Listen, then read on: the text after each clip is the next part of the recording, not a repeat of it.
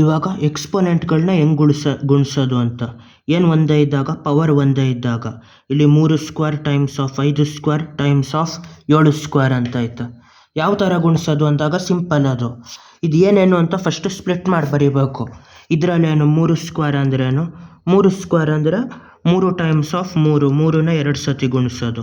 ಅದೇ ಥರ 5 ಸ್ಕ್ವೇರ್ ಅಂದರೆ 5ನ 2 ಸತಿ ಗುಣಿಸೋದು. 7 ಸ್ಕ್ವೇರ್ ಅಂದರೆ 7ನ 2 ಸತಿ ಗುಣಿಸೋದು. ಇವಾಗ ಒಂದೊಂದು 3, 5, 7ನ ಒಂದು ಕಡೆ ಗುಡ್ಡ ಮಾಡ್ಬೇಕು. ಎಷ್ಟಾಯ್ತದ? 3 ಟೈಮ್ಸ್ ಆಫ್ 5 ಟೈಮ್ಸ್ ಆಫ್ 7 ಅಂತ ಆಯ್ತದ. ಇನ್ನೊಂದು ಮಿಕ್ಕಿದ್ನ ಇನ್ನೊಂದು ಕಡೆ ಮಾಡಬೇಕು. 3 ಟೈಮ್ಸ್ ಆಫ್ 5 ಟೈಮ್ಸ್ ಆಫ್ 7. ಇಷ್ಟೂ ಒಂದು ಸತಿ ಮಾಡಿದಾಗ ಏನಾಗಿರ್ತದೆ, ಒಂದು ಗುಂಪು ಆಯ್ತದ. ಇಷ್ಟು ಮಾಡಿದಾಗ ಒಂದು ಇದಾಯ್ತದ. 3 5 15, 15 5 75, 15 6 90, 15 7 105. ಅದೇ ಥರ ಇಲ್ಲೂ 3 5 15, 15 7 105 ಆಯಿತು. ಇವಾಗ ಎಷ್ಟಾಯ್ತದೆ ಇಲ್ಲಿ? 105 ಟೈಮ್ಸ್ ಆಫ್ 105 ಅಂತ ಆಯ್ತದ. ಅದನ್ನು 105 ಸ್ಕ್ವೇರ್ ಅಂತ ಬರಿಬೋದು.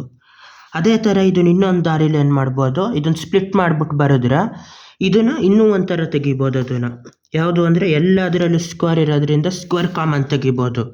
ಸ್ಕ್ವೇರ್ಗಳು ಕಾಮನ್ ತೆಗೆದ್ರೆ ಎಷ್ಟಾಯ್ತದ ಒಳಗಡೆ? 3 ಟೈಮ್ಸ್ ಆಫ್ 5 ಟೈಮ್ಸ್ ಆಫ್ 7 ಅಂತ ಆಯ್ತದ. ಇವಾಗ ಎಷ್ಟಾಯ್ತದ ಅಷ್ಟು ಗುಣಿಸಿದ್ರೆ 3 5 15, 15 5 75, 15 6 90, 105, 105 ಸ್ಕ್ವೇರ್ ಅಂತ ಆಯ್ತದ. ಯಾಕೆ ಥರ ಪವರ್ ಕಾಮನ್ ತೆಗಿಬೋದು ಅಂದರೆ, ಎಲ್ಲ ಪವರ್ ಎಲ್ಲದರಲ್ಲೂ ಒಂದೇ ಪವರ್ ಇದ್ದಾಗ ಪೂರ್ತಿ ಪವರ್ ಕಾಮನ್ ತೆಗೆದ್ಬಿಟ್ಟು ಎಲ್ಲ 2 ಸತಿ ಇರ್ತದೆ. 3 2 ಸತಿ, 5 2 ಸತಿ, 7 2 ಸತಿ. ಹಂಗಾಗಿ ಆ 2 ಸತಿ ಗುಣಿಸಿರೋದನ್ನ ಪವರ್ ಕಾಮನ್ ತೆಗೆದ್ಬಿಟ್ಟು ಒಳಗಡೆ ಇರೋದನ್ನ ಗುಣಿಸ್ಬೋದು.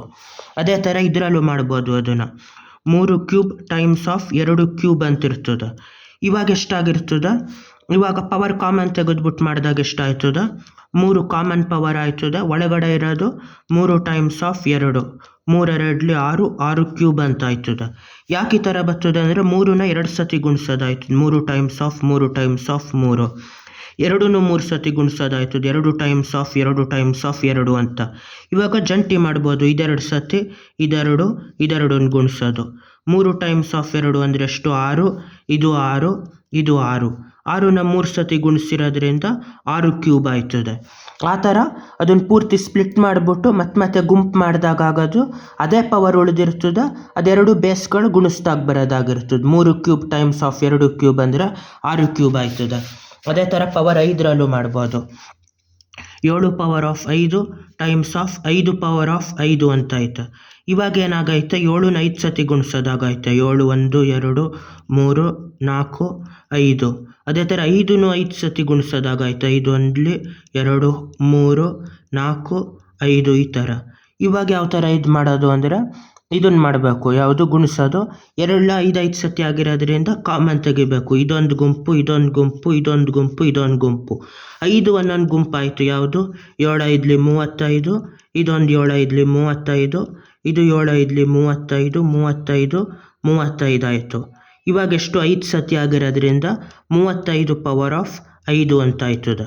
ಅದನ್ನೇ ಇನ್ನು ಕಾಮನ್ ಆಗಿ ಬರೆಯೋದಾದಾಗ ಪವರ್ನ ಕಾಮನ್ ತೆಗೆದುಬಿಡೋದು. 5 ಒಳಗಡೆ ಇರೋದು ಗುಣಿಸೋದು. 7 ಟೈಮ್ಸ್ ಆಫ್ 5, 7 5 ಎಷ್ಟು? 35, 35 ಪವರ್ ಆಫ್ 5 ಅಂತ ಆಯ್ತದೆ.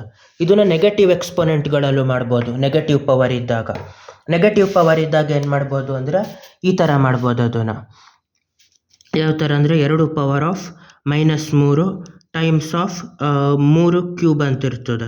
ಇವಾಗ ಹೆಂಗೆ ಮಾಡೋದು ಅಂದರೆ ಆ ನೆಗೆಟಿವ್ ಪವರ್ ಏನಾಯಿತು ಅದು ಪಾಸಿಟಿವ್ ಮಾಡ್ಕೋಬೇಕು. 1/2 ಕ್ಯೂಬ್ ಅಂತ ಬರಿಬೋದು. ಆ ಪೂರ್ತಿ ಮೇಲಿರೋದು ನೆಗೆಟಿವ್ ಅಂದರೆ ಕೆಳಗಡೆ ಬಂದಾಗ ಪಾಸಿಟಿವ್ ಆಯ್ತದೆ. ಹಂಗಂದರೆ ನೆಗೆಟಿವ್ ಎಕ್ಸ್ಪೊನೆಂಟ್ ಬಿಡಿಸಿದಾಗ ತೀರಾ ಚಿಕ್ಕ ನಂಬರ್ ಆಗೋಯ್ತದೆ. ಇದೇ ಥರ ಟೈಮ್ಸ್ ಆಫ್ 3 ಕ್ಯೂಬು. ಇವಾಗ ಇದ್ರ ಅರ್ಥ ಏನು ಬಂತು ಇಲ್ಲಿ? ಇದನ್ನು ಕಾಮನ್ ಆಗಿ ಬರೆಯೋದಾದಾಗ ಏನು ಬರಿಬೋದು? 2/3/2 ಹೋಲ್ ಕ್ಯೂಬ್ ಅಂತ ಬರಿಬೋದು. ಅದೇ ಬಿಡಿಸ್ಬಿಟ್ಟು ಬರೆಯೋದಾದರೆ ಅದು 3 ಸತಿ ಗುಣಿಸಾಯ್ತು ಮೇಲ್ಗಡೆ. 3 ಟೈಮ್ಸ್ ಆಫ್ 3 ಟೈಮ್ಸ್ ಆಫ್ 3, ಇಲ್ಲೂ 2 ಟೈಮ್ಸ್ ಆಫ್ 2 ಟೈಮ್ಸ್ ಆಫ್ 2 3 ಸತಿ ಆಯಿತು. ಇವಾಗ ಎಷ್ಟು? ಇದು ಗುಂಪು ಮಾಡಬೇಕು. 3/2 3/2 3/2 ಅಂತ. 3/2 ಟೈಮ್ಸ್ ಆಫ್ 3/2 ಟೈಮ್ಸ್ ಆಫ್ 3/2. ಇದೆಷ್ಟು ಸತಿ ಆಯಿತು? 3 ಸತಿ ಆಯಿತು. ಹಂಗಾಗಿ 3/2 ಹೋಲ್ ಕ್ಯೂಬ್ ಅಂತ ಬರಿಬೋದು. ಅದೇ ಥರ ಇನ್ನೊಂದು ಅದೇ ಥರ ಮಾಡ್ಬೋದು. 2 power of 5 times of 2 power of -3 times of 3 square ಅಂತ ಐತೆ. ಫಸ್ಟು ಅದು ಕಾಮನ್ ಬೇಸ್ ಇರೋದ್ರಿಂದ ಅದನ್ನು ಸಿಂಪ್ಲಿಫೈ ಮಾಡಬೇಕು. ಅದನ್ನ ಹೆಂಗೆ ಸಿಂಪ್ಲಿಫೈ ಮಾಡೋದು ಅಂದರೆ, ಎರಡು ಕಾಮನ್ ಬೇಸ್, ಇದು ನೆಗೆಟಿವ್ ಪವರ್ ಪಾಸಿಟಿವ್ ಆಗಬೇಕು ಅಂದರೆ ಕೆಳಗಡೆ ಹೋಗಬೇಕು. 2 power of 5 times of 3 square by 2 cube ಅಂತ ಆಯ್ತದೆ. ಇದು 5 ಸತಿ ಗುಣಿಸಿರೋದು, ಇದು 3 ಸತಿ ಗುಣಿಸಿರೋದು. 2 ಟೈಮ್ಸ್ ಆಫ್ 2 ಟೈಮ್ಸ್ ಆಫ್ 2 2 2 5 ಸತಿ ಗುಣಿಸಿರೋದು, ಇದು 3 ಸ್ಕ್ವೇರು. ಕೆಳಗಡೆ 3 ಸತಿ ಗುಣಿಸೋದು, 2 ಟೈಮ್ಸ್ ಆಫ್ 2 ಟೈಮ್ಸ್ ಆಫ್ 2 ಅಂತ. ಈ 3 ಸತಿ ಗುಣಿಸಿದಾಗ ಏನಾಯ್ತದೆ, 2 ಒಂದ್ಲಿ 2 ಒಂದ್ಲಿ 2 ಒಂದ್ಲಿ 2. ಇವಾಗೇನು 2 ಇರ್ತದೆ, 2 ಸತಿ ಗುಣಿಸಿರೋದು. ಅದು 1 ಒಂದ್ಲಿ ಒಂದೇ ಉಳಿಯೋದು. ಇದು 2 ಸ್ಕ್ವೇರ್ ಅಂತ ಆಯ್ತದೆ ಟೈಮ್ಸ್ ಆಫ್ 3 ಸ್ಕ್ವೇರ್ ಅಂತ ಆಯ್ತದೆ. ಅದೇ ಥರ 2ರಲ್ಲೂ ಸ್ಕ್ವೇರ್ ಇರೋದ್ರಿಂದ ಒಂದಿದು ಕಾಮನ್ ಆಗಿ ತೆಗಿಬೋದು. ಸ್ಕ್ವೇರ್ನ ಕಾಮನ್ ಆಗಿ ತೆಗೆದುಬಿಟ್ಟು 2 ಟೈಮ್ಸ್ ಆಫ್ 3 6 ಸ್ಕ್ವೇರ್ ಅಂತ ಬರಿಬೋದು. ಅದು ನಿಜವಾಗಿ ಯಾವ ಥರ ಬಂತು ಅಂತ ನೋಡಿದ್ರೆ, 2 ಟೈಮ್ಸ್ ಆಫ್ 2 ಸತಿ ಗುಣಿಸೋದಾಯಿತು, 3 ಟೈಮ್ಸ್ ಆಫ್ 3 2 ಸತಿ ಗುಣಿಸೋದಾಯಿತು. 2 times of 3 2 times of 3 common ತೆಗೆದ್ರೆ ಅದೆಷ್ಟಾಯ್ತದೆ, 6 ಟೈಮ್ಸ್ ಆಫ್ 6 ಇಲ್ಲ 6 ಸ್ಕ್ವೇರ್ ಅಂತ ಆಯ್ತದೆ. ಅದೇ ಥರ ಇದನ್ನು ಇಲ್ಲೂ ಸಿಂಪ್ಲಿಫೈ ಮಾಡ್ಬೋದು. ಇದು ಬೇಸ್ ಒಂದೇ ಇದ್ದಾಗ ಪವರ್ನ ಕೂಡೋದು ಕಳೆಯೋದು ಮಾಡ್ಬೋದು. 2 ಕಾಮನ್ ಬೇಸಲ್ಲಿ 5 ಮೈನಸ್ 3 ಅಂತ ಮಾಡಿಬಿಟ್ಟು ಇಲ್ಲಿ 3 ಸ್ಕ್ವೇರ್ ಆಗಿರ್ತದೆ. 5 ಮೈನಸ್ 3 ಅಂದರೆ 2 ಸ್ಕ್ವೇರು ಟೈಮ್ಸ್ ಆಫ್ 3 ಸ್ಕ್ವೇರು. ಸ್ಕ್ವೇರ್ನ ಕಾಮನ್ ತೆಗೆದ್ರೆ 2 ಟೈಮ್ಸ್ ಆಫ್ 3 6 ಸ್ಕ್ವೇರ್ ಆಯ್ತದೆ. ಈ ಥರ ಹೇಳ್ಕೊಡ್ತಾರೆ ಸ್ಕೂಲಲ್ಲೆಲ್ಲ. ಈ ಥರ ಪವರ್ ಇದ್ದಾಗ ಹಿಂಗೆ ಕೂಡಬೇಕು ಕಳಿಬೇಕು ಅಂತ. ಯಾಕೆ ಅಂತ ಹೇಳಿರೋದಿಲ್ಲ. 2 ಪವರ್ ಆಫ್ 5ರಿಂದ 2 ಪವರ್ ಆಫ್ -3 5 ಮೈನಸ್ 3 ಯಾಕೆ ಮಾಡಬೇಕು ಅಂದರೆ, ಇದು ದೊಡ್ಡದಿರ್ತದೆ. 2 ಪವರ್ ಆಫ್ 5 ಅನ್ನೋದು ದೊಡ್ಡ ನಂಬರು ಮೇಲಿರ್ತದೆ. 2 ಪವರ್ ಆಫ್ -3 ಅಂದರೆ ಚಿಕ್ಕ ನಂಬರು. 1/2 ಕ್ಯೂಬ್ ಇಲ್ಲ 1/8 ಅಂತ ಲೆಕ್ಕ. ಇದು 2 ಪವರ್ ಆಫ್ 5 ಅಂದರೆ 32 ಅಂತ ಲೆಕ್ಕ, ದೊಡ್ಡ ನಂಬರು. 2 ಇರೋದು ದೊಡ್ಡದಾಯಿತು. 2 ಪವರ್ ಆಫ್ -3 ಅಂದರೆ 1/8. 1 ಇದರಲ್ಲಿ ಸೇಪ್ ತೆಗೆದಿರೋದ್ರಲ್ಲಿ 8ನೇ 1 ಭಾಗ, 8ರಲ್ಲಿ 1 ಭಾಗ. ಹಂಗಾಗಿ ಇದು 2 ಪವರ್ ಆಫ್ 5/2 ಪವರ್ ಆಫ್ 3 ಆಯ್ತದೆ. ಇಲ್ಲಿ 2ನ 5 ಸತಿ ಗುಣಿಸೋದು, 2ನ 3 ಸತಿ ಗುಣಿಸೋದು ಆಯ್ತದೆ. 3 ಸತಿ 2ನ ಹೊಡೆದಾಕೋದು, 2 ಒಂದ್ಲಿ ಥರ. ಇಲ್ಲಿ 3 2ಗಳು ಮೇಲೆ 3 2ಗಳನ್ನ ಹೊಡೆದಾಕಿದ್ರೆ 2 ಸತಿ 2 ಉಳಿತದೆ. ಇಲ್ಲಿ 2 ಸತಿ 2, ಇಲ್ಲಿ 3 ಸತಿ 2 ಉಳಿತದೆ. ಅಲ್ಲಿಗೆ 2 3 2 2 ಇರೋದ್ರಿಂದ 2 ಮತ್ತು 3ನ ಗುಂಪು ಮಾಡಿದ್ರೆ 6 ಆಯ್ತದೆ. ಇನ್ನೊಂದು ಸತಿ 2 3ನ ಗುಂಪು ಮಾಡಿದ್ರೆ 6 ಆಯ್ತದೆ. ಕಾಮನ್ ಪವರ್ 2 ತೆಗೆದ್ರೆ 6 ಸ್ಕ್ವೇರ್ ಆಯ್ತದೆ.